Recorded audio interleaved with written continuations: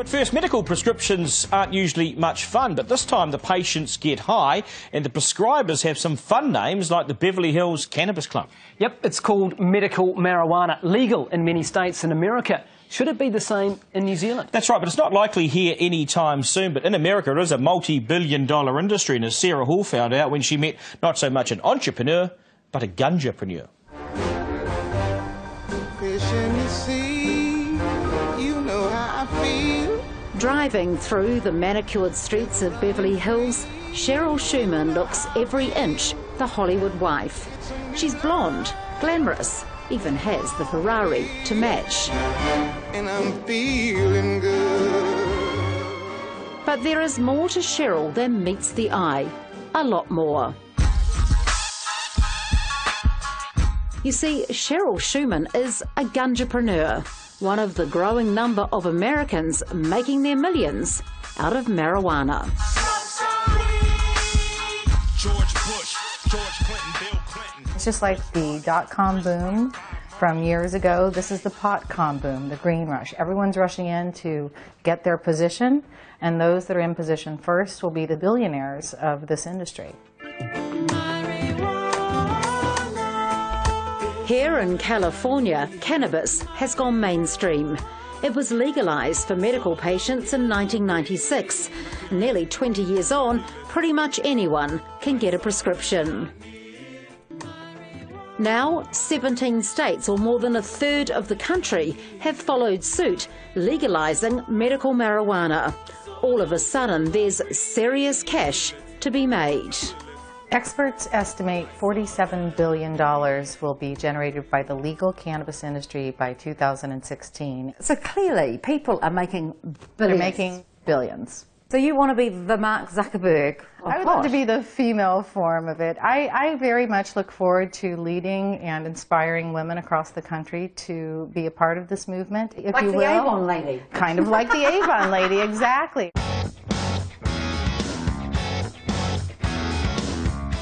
So how did Cheryl become a cannabis queen?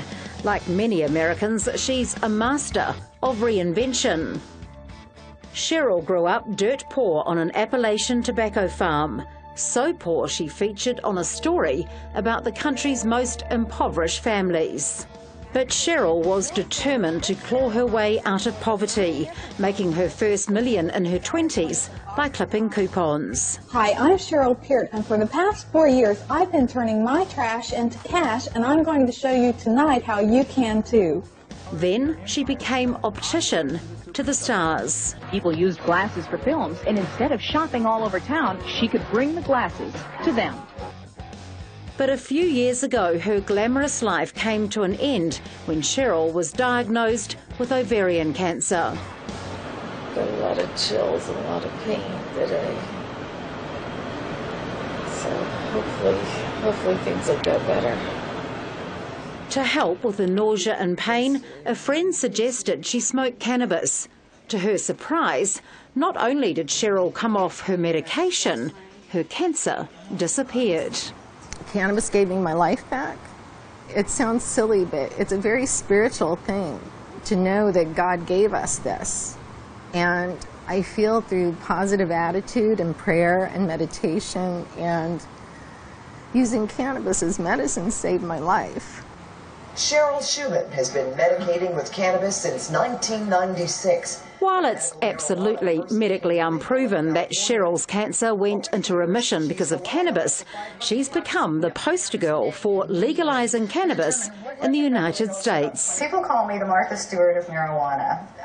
Not everyone will agree with my philosophies or what I do for a living. They can't deny the fact that cannabis is here. People are interested. It's a hot topic everywhere. And I think by having a mainstream face for it, or that girl next door / I could be your mom, I could be your sister, I could be your aunt, teacher, or doctor, I think it allows people to feel comfortable with me and they actually listen to what I have to say. The medication is in here, and you just screw it in. That mainstream face has allowed Cheryl to successfully launch her cannabis business. She sells everything from vaporizers to pipes. She has a magazine that turns over millions a year. Even Hollywood has come knocking, wanting to make a reality series about her life. And I know you brought a bunch of stuff here to show us, educate us all. Yes. Coming from New Zealand, it seems odd to us, but here Cheryl is on a daytime talk show, espousing the benefits of cannabis and showing off some of her cannabis-related products. You can use it in oils, butters, tinctures, so anything that you cook with, you can do cannabis-infused cooking. This is a great example of some edibles. You can make cookies, brownies, lemon bars. Those look good. They're really, and they're delicious. They really are. And I am a little hungry. It's taking something that's gotten a really bad reputation, putting the truth out there, putting a positive spin on it, and rebranding it. And I think that's what this is all about. I see it as a rebranding campaign for the modern-day cannabis consumer.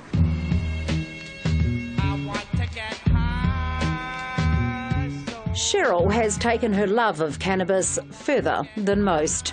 Not only is she making her millions off the herb, she's the president of the, wait for it, Beverly Hills Cannabis Club. Welcome to high society.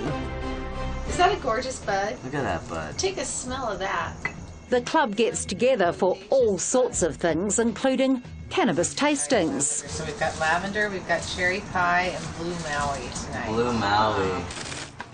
I know a number of people like me who are professional people who use cannabis instead of a glass of wine to relax in the evening, and I don't think there's anything wrong with that.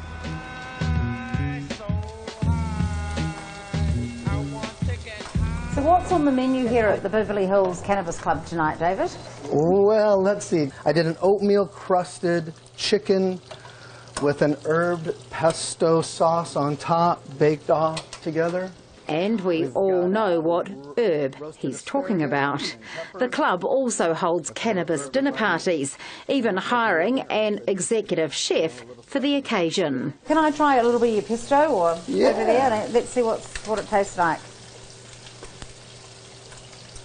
Right, this has clearly got cannabis in it. I just want to see what the... It's really good. It just tastes like normal pesto to me. Yeah, It's well, we got good. cheese and nuts and everything else like the regular pesto should be. I tasted, but I didn't swallow. So what could we expect if medical marijuana was made legal in New Zealand? Well, you'll get an idea after the break, and it is pretty out there. How hard was it for you to get that medical marijuana card that allows you to shop in places like this? The biggest thing for me was I was having trouble sleeping and getting a deep enough, consistent sleep.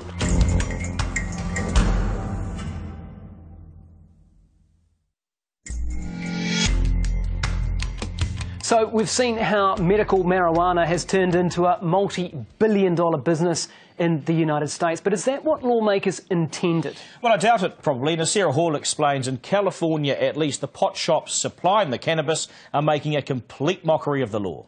This seems very bizarre to me. I mean, here we are in the middle of Beverly Hills and we're holding up marijuana plants and we can't get arrested. I know, it's funny, right? So what I'm doing is I'm starting my plants. This is the time of the year. It's called getting in the dirt, and I prefer to grow outdoors so that the little babies can get strong and go out and grow into great big 14-foot, 5-pound yielders. This plant will yield about 5 pounds outdoors. It will become about 14 feet high and about 14 feet in circumference. Right. Higher, higher, baby. And this is where Cheryl brings her tiny plants to blossom in the California sunshine. With her look-alike daughter also in on the act, tending the plants, it's kind of like a Garden of Eden for every red-blooded, pot-smoking male. It's all over my hands. It's very sticky. Careful. But don't be fooled, this is a serious business. Cheryl's marijuana is sold throughout the state of California.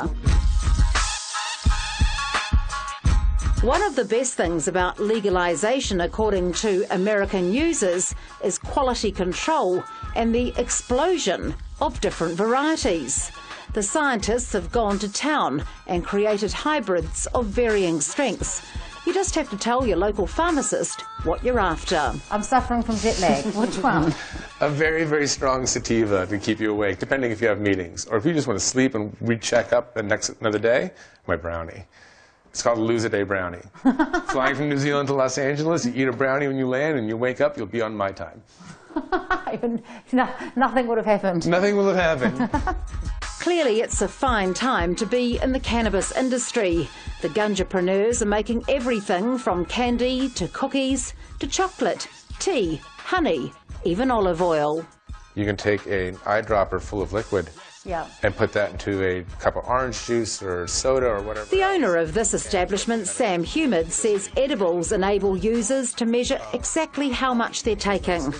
Advice he should have taken himself. Like, I was earlier consuming some cannabis today, and I feel like I look really high right now.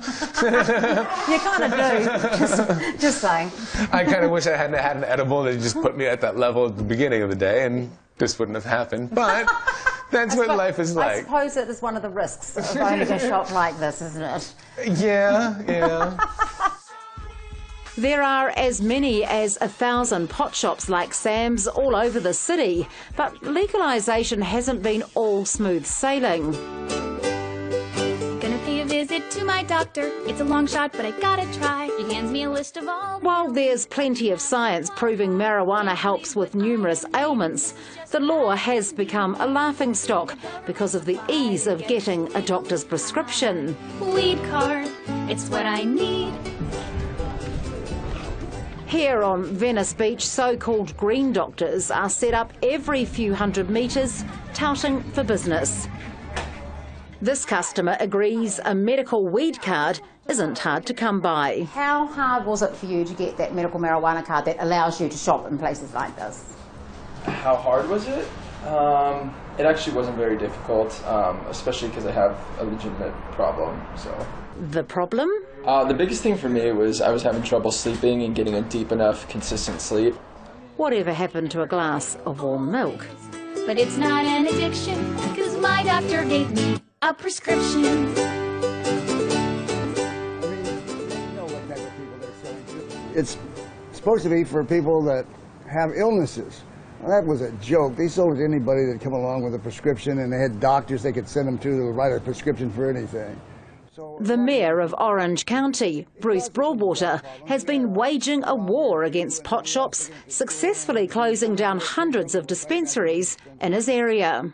So do you think people take advantage of these dispensaries? Yes, absolutely. They liked, they liked the life it gave them, and I'm sure it did relieve a lot of pain. How many of these people did you think were genuinely sick? Oh, maybe 1%. Clearly, marijuana is still a legal battleground in the United States, but it may just be this Beverly Hills marijuana mom who manages to successfully rebrand the drug once known as the devil's weed. Cheryl Schumann believes its use is becoming more and more legitimate, and legalisation is the only way the United States and New Zealand should go. In New Zealand, one of the arguments has been made that if we decriminalise cannabis, it's a gateway, really, for children to get into harder drugs. Well, I think that's a fallacy. I think that's a myth.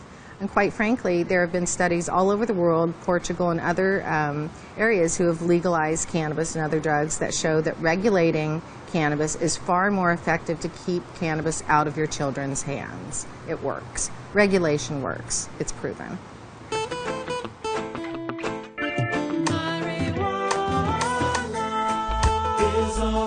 52% of Americans favour widespread legalisation. Both Colorado and Washington states have done just that and legalised marijuana for anyone over 18. Some believe the genie has now escaped the bottle and marijuana will soon be legal in more states than not, providing endless opportunities for savvy gunjapreneurs like Cheryl Schumann. She says she's not just smoking grass, she's making hay while the sun shines. Yeah, right, making hay while the sun shines. In New Zealand, though, it's fair to say that feelings run high on this issue. Yeah, they do, and you saw that in that public response to our recent series on The Vote when we asked you whether or not soft drugs should be decriminalised. Yeah, 72% of New Zealanders said yes, soft drugs like cannabis and synthetic cannabis should be decriminalised. Just 28% said no. I think it's fair to say, though, that there's not really a push anywhere, really, from either legislators, MPs, political parties for any kind of change in this.